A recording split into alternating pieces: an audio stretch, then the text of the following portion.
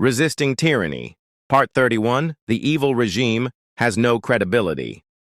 Xuefeng, July 12, 2025. The evil regime is utterly untrustworthy. It lies at will, deceiving not only its own people, but also the international community. From top to bottom, dishonesty runs through every level of government.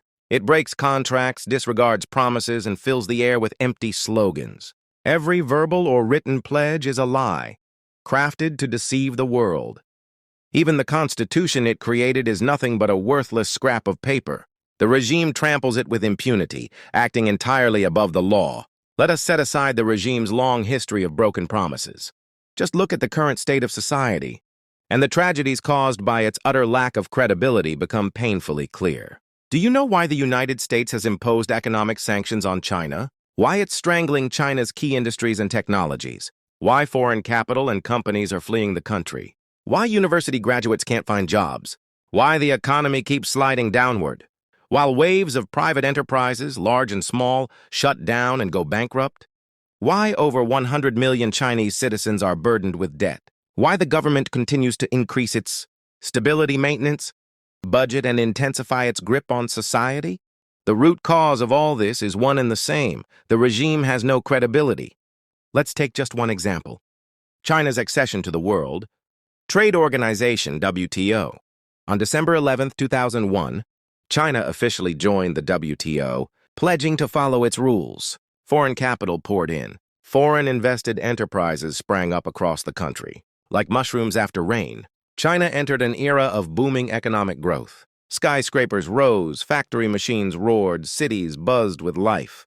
China sped into the fast lane of development, leaping to become the world's manufacturing giant and the second largest economy. Overnight, the poor man became a nouveau riche.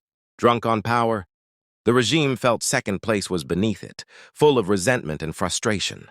It began arm wrestling the United States, pushing to internationalize the renminbi, RMB, and challenge the dollar's dominance. Through the Belt and Road Initiative, it sought to edge America out of markets, while promoting the notion of a shared future for humankind, in essence, a grand illusion designed to justify its ambition of ruling the world.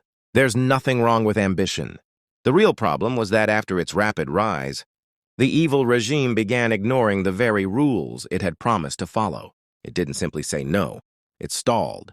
Pledges meant to be fulfilled within 2 or 3 years were dragged out for 8, 10, or even more and still left undone. Take one example. China had promised to lift restrictions on foreign banks within 5 years of joining the WTO. What happened? Not only did it fail to deliver within 5 years, more than 20 years have passed. And how many foreign banks can freely operate in China today? The regime imposed restrictions, such as capping foreign ownership at 20%. How are foreign banks supposed to function under such conditions? Why? Because the regime broke its promises and violated the very commitments it made to the WTO. Of the 29 obligations China agreed to upon joining the WTO, 18 remained unfulfilled as of 2019. Many of these were supposed to be completed within 2 or 3 years, but the regime kept stalling, refusing to follow through. Naturally, this drew the attention and dissatisfaction of other WTO members, especially the United States, leading to economic retaliation, such as the trade war. The regime once proclaimed, "The people's desire for a better life is our goal," and yet, those who truly pursue a better life are branded as heretics or members of illegal organizations. Countless financial and investment firms were backed by the regime itself. Ordinary citizens, seeing this government endorsement, placed their trust in these firms and boldly invested their savings. But when these companies collapsed or their controllers ran off with the money, people's hard-earned savings vanished.